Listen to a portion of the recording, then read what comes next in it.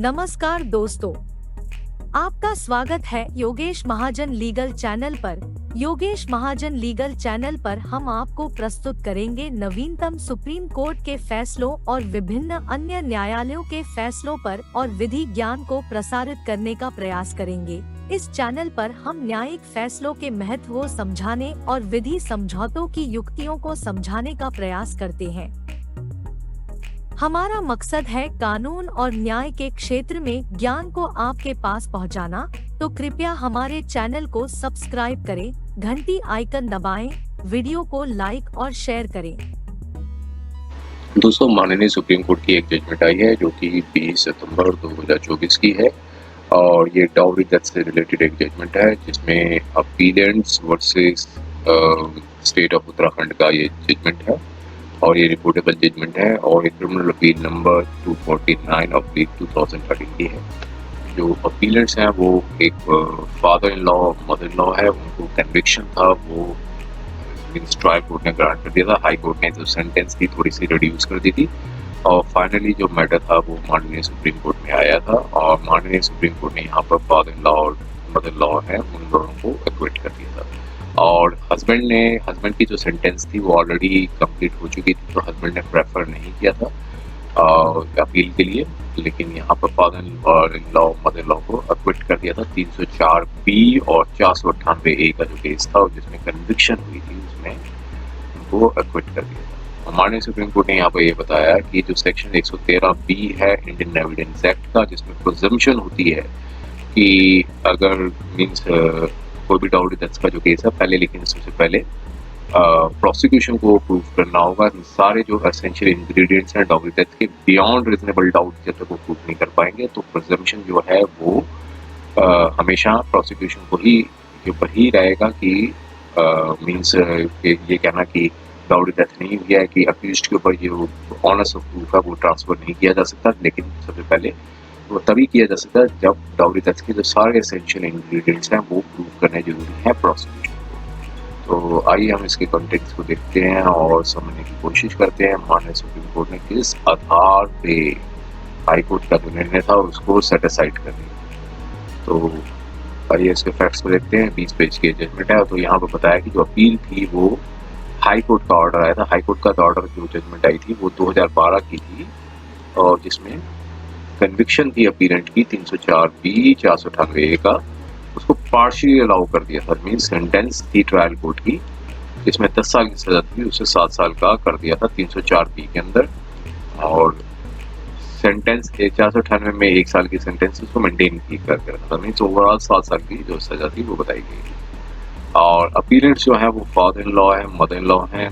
Deceased के, means जो lady हैं उनके जो है फादर इन लॉ और मदर इन लॉ है और जो डिसीज्ड हैं वो प्रोसिक्यूशन विटनेस नंबर 1 थे, उनकी डॉटर थी और उनकी मीन्स दोनों की PW1 और PW2 मीन्स उनके पेरेंट्स के नाम बताए गए हैं, उनकी डॉटर थी। और यहाँ पर जो शादी हुई थी डिसीज्ड की वो एक्यूज्ड का नाम बताया गया, उनके साथ शादी हुई थी 1 मार्च 2006 को। 30 दिसंबर 2006 को एक मेल चाइल्ड था वो बॉर्न हुआ था और जब सेरेमनी चाइल्ड की परफॉर्म की जा रही थी 11 जनवरी 2007 को और लेकिन 17 जनवरी 2007 को डिसीज्ड की मृत्यु हो गई मैट्रिमोनियल हाउस में एक्सटेंसिव बर्न इंजरी से। और जब मौत की के बारे में बताया गया तो PW1 ने FIR थी वो लॉन्च कर दी थी सेम डेट पे और ये कहा कि जब वो और उनकी जो वाइफ है PW2 है वो डिसीज्ड के मैट्रिमोनियल होम में गए थे 4/1/2007 को, तब उनकी डिसीज्ड के जो father in law mother law brother in law हैं और सिस्टर इन लॉ हैं उन्होंने PW1 और PW2 को कहा कि जो जब नेमिंग की सेरेमनी होगी चाइल्ड की तो वो एक मोटरसाइकिल देंगे और 50,000 रुपये कैश देंगे और साथ में ये भी एक अलर्ज किया गया कि PW1 और PW2 डिसीज्ड के मैट्रिमोनियल होम में आए थे 11 जनवरी 2007 को। डिसीज्ड ने इंक्वायर किया था PW1 और PW2 ने अपने माता पिता से किया कि क्या वो मोटरसाइकिल और कैश लेकर आए, लेकिन PW1 ने अपनी इनएबिलिटी बताई कि वो डिमांड को मीट नहीं कर सकते, डिमांड्स पूरी नहीं कर सकते, मांगे पूरी नहीं कर सकते और फिर इसमें डिसीज ने बताया PW1 को कि उनके ऊपर काफ़ी प्रेशर डाला जा रहा है कि अगर डिमांड नहीं दी गई तो उसका मार देंगे उसको। अब इसी एलिगेशन से अक्यूज्ड ने मीन्स उसकी डॉटर थी उनको मीन्स हत्या कर दी, मार दिया, क्योंकि जो डिमांड थी वो पूरी की गई थी। और PW1 ने फिर यहाँ पे FIR लॉन्च की, जो क्राइम नंबर 100 रजिस्टर्ड हुआ पुलिस स्टेशन नंबर 100 पे, और 304B 498 के अंदर रजिस्टर्ड हुआ, और सेक्शन 3 और 4 डाउरी प्रोहिबिशन एक्ट के 3 एक्यूज्ड का नाम लिया गया था, जिसमें एक हस्बैंड का नाम भी था, बाकी माता पिता थे। और यहाँ पे कोर्ट ऑफ सेशन में ट्राइड किया गया। ट्रायल में प्रोसिक्यूशन ने 7 विटनेस थे वो एग्जामिन किए थे, जो पेरेंट्स भी थे और मदर भी थी और एक अंकल भी थे, और डॉक्टर ने जिन्होंने ऑटोप्सी की थी वो भी थे, और कज़न भी थे डिसीज्ड के जो कि स्पॉट पे आए थे PW1 के साथ जब उनको खबर मिली थी, इंफॉर्मेशन मिली थी कि उनकी जो बेटी है PW1 की डेथ हो गई है, तो उससे तो उन्होंने विटनेस का भी इंक्वेस्ट किया। और PW6 जो हैं वो पटवारी हैं जिन्होंने GD एंट्री FIR की और इनिशियल स्टेप्स लिए थे इन्वेस्टिगेशन के, और प्रिपरेशन की थी इंक्वेस्ट रिपोर्ट की, और डिस्पैच करा दिया था ऑटोप्सी के लिए। PW7 ने इन्वेस्टिगेशन कंप्लीट की थी और चार्जशीट थी वो फाइल कर दी थी, और अब 313 में स्टेटमेंट्स रिकॉर्ड किए गए थे, जिसमें factum of marriage, date of marriage, child, date of child birth, ये सारे उन्होंने अपने जो है डिफेंस दिया 313 के अंदर। लेकिन अक्यूज्ड ने डिनाइड की डाउरी की किसी प्रकार की डिमांड के लिए मोटरसाइकिल और कैश और 50,000 रुपये as well as the harassment of the deceased. साथ में कहा कि डिसीज्ड ने सुसाइड की है क्योंकि उनकी डिप्रेशन थी, क्योंकि वो हस्बैंड से सेपरेट रही थी और कोई क्वार्टर भी नहीं मिला था। और एक फोटोग्राफ का बारे में जिक्र किया गया है उनका, और एक मेल स्ट्रेंजर है उनकी जो एक फ़ोटो थी वो बरामद हुई थी, मीन्स फ़ोटो पाई गई थी, जिसकी वजह से जब वो घटना हुई थी तब वो जो अक्यूज्ड ने बताया कि वो लकड़ी काटने के लिए गए हुए थे। और अक्यूज्ड नंबर 1 जो हैं, अपील नंबर 1, उन्होंने ये कहा कि वो भी एक जगह का नाम बताया, वहाँ पर गए थे इंसिडेंट के दौरान। और जो वाइफ है अक्यूज्ड नंबर 2 हैं, जो कि प्रोसिक्यूशन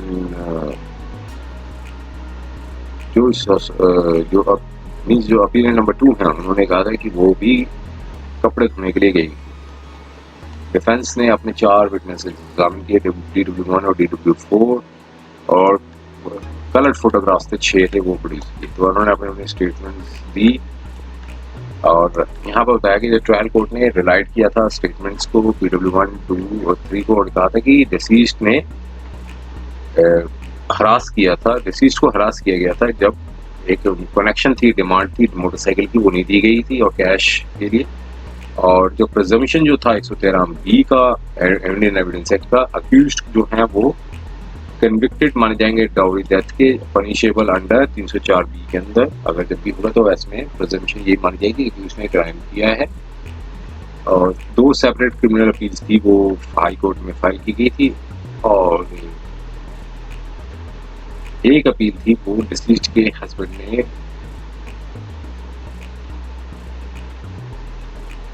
फाइल की थी। और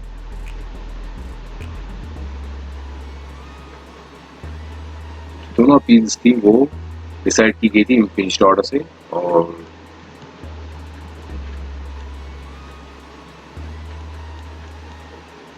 सबमिशंस थे अपीलेंट के, उन्होंने अपने सबमिशंस दिए कि ऑटोप्सी में कोई प्रकार की इंजरी नहीं हुई थी, और एविडेंस एक्ट में मींस एविडेंस के अंदर भी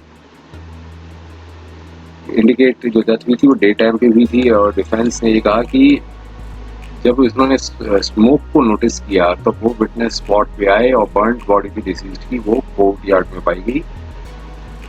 और कोई भी अक्यूज्ड जो पर्सन्स थे वो प्रेजेंट नहीं थे वारदात के समय। और प्रोसिक्यूशन विटनेस ने भी कहीं नहीं बताया कि अक्यूज्ड थे वो प्रेजेंट थे हाउस में, तो ये सजेस्ट ये करता है कि जब सुसाइड की गई थी तो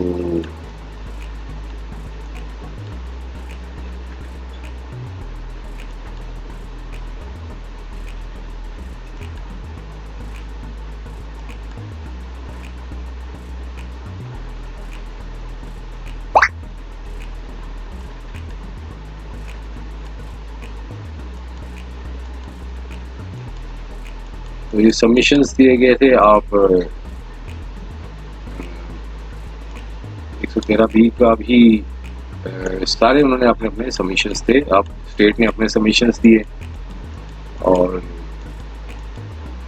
कोर्ट ने आप अपना एनालिसिस किया। अब उस पर हम चलते हैं। क्या कि जब दोनों के मेरिट और राइवल सबमिशंस को देखें तो सर्टेन फैक्ट्स थे वो निकल के आते हैं कि डिसीज्ड की जो मैरिज जो हुई थी वो अपीरेंट्स के सन के साथ हुई थी, और लेकिन जो डेथ है 7 years ऑफ मीन्स डेथ जो है शादी के 7 साल के दौरान हुई थी और अननेचुरल डेथ थी क्योंकि एक एंटी मॉर्टम बर्न्स इंजरी थी वो पाए गए थे।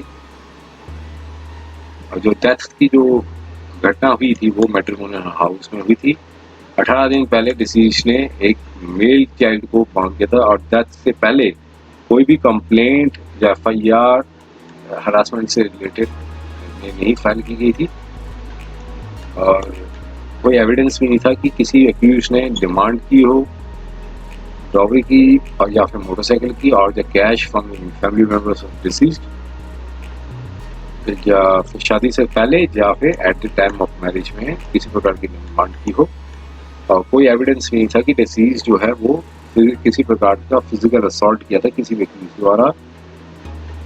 अब यहाँ पर कोर्ट ने कहा कि 304B के लिए फॉलोइंग इंग्रेडिएंट्स सेटिस्फाइड होना जरूरी है कि वुमेन की जो डेथ है वो बर्न्स और बॉडी इंजरी से होनी चाहिए अंडर नेचुरल नॉर्मल सर्कमस्टांसेस में। डेथ जो है 7 years के अंदर होनी चाहिए और मृत्यु से पहले तो उसको इस प्रकार की क्रूरटी और हरासमेंट हस्बैंड द्वारा दी गई हो या फिर किसी हस्बैंड ने दी हो, रिलेटिव और हस्बैंड ने दी हो। और जो क्रूरटी हरासमेंट है वो डॉवरी डिमांड और डॉवरी की कनेक्शन में होनी चाहिए।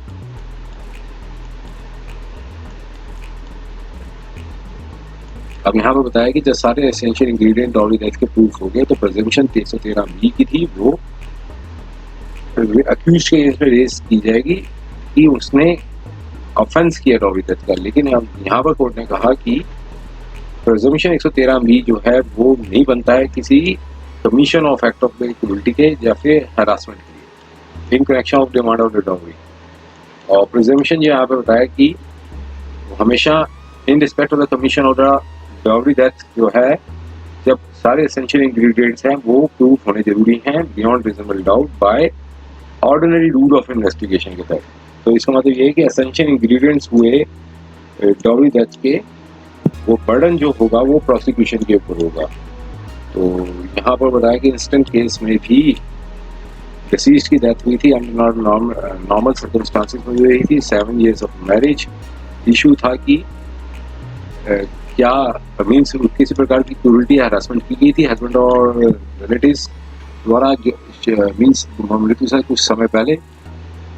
टेस्टिमोनीज जो है वो कहीं भी इंडिकेट नहीं करते कि किसी प्रकार की डॉवरी मांगी गई हो अक्यूज्ड अपीलेंट्स द्वारा शादी से पहले या फिर मीन्स कोई एविडेंस भी नहीं था अक्यूज्ड अपीलेंट्स ने कि किसी प्रकार की मोटरसाइकिल या कैश किसी अबव विटनेस से मांगी हो।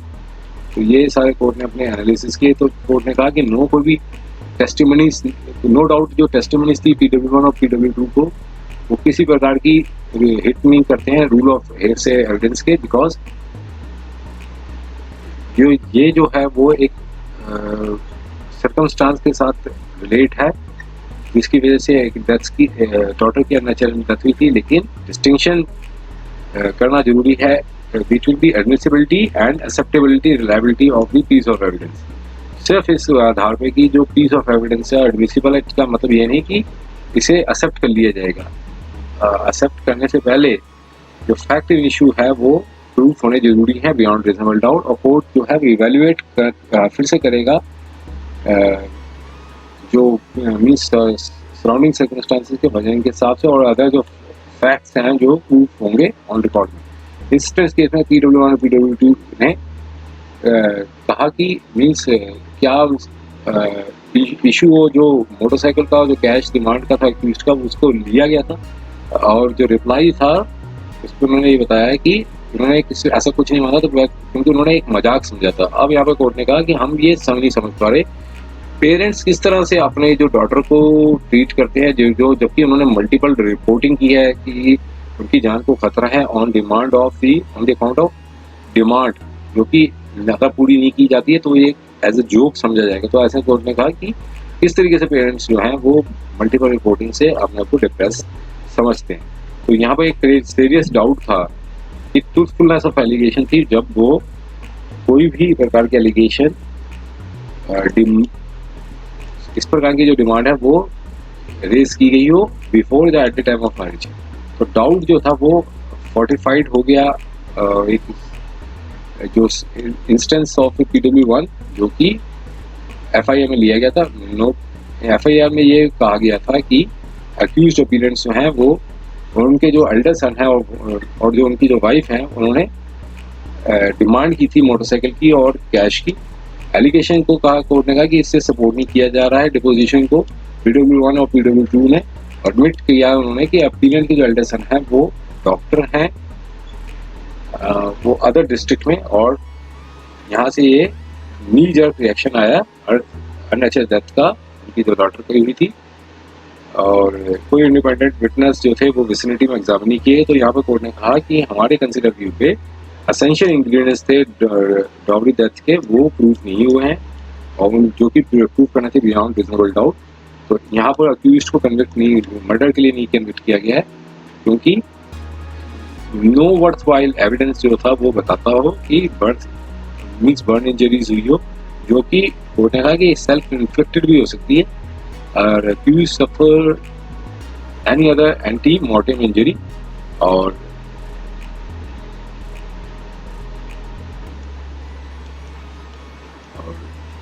यहाँ पर सारे चीज़ों को कंसिडर करते हुए यहाँ पर जो अपील थी वो अकॉर्डिंगली अलाउ कर दी थी, और ऑर्डर थी कन्विक्शन और सेंटेंस का 304B और 498 का उसे सेटिस्फाइड किया था। अपीलेंट से होता था कि वो बेल पे है तो उनको सरेंडर करने की ज़रूरत नहीं है, बेल बॉन्ड से उनके डिस्चार्ज किए जाते हैं और पेंडिंग एप्लीकेशन जो है उसको डिस्पोज किया जाता है। तो ये जजमेंट आई थी 20 सितंबर 2024। उम्मीद है कि यह वीडियो आपको पसंद आया होगा।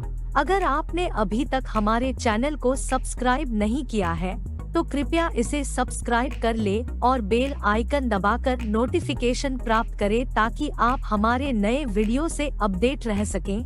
अगर आपको यह वीडियो पसंद आया हो तो कृपया लाइक करें और अपने दोस्तों के साथ शेयर करें। हमारे चैनल पर आपको न्यायिक मुद्दों, कानूनी सलाह और कानूनी अपडेट्स के बारे में नवाचारिक और महत्वपूर्ण जानकारी मिलेगी। हमारे साथ बने रहें, क्योंकि योगेश महाजन लीगल आपके कानूनी सवालों का सहायक है।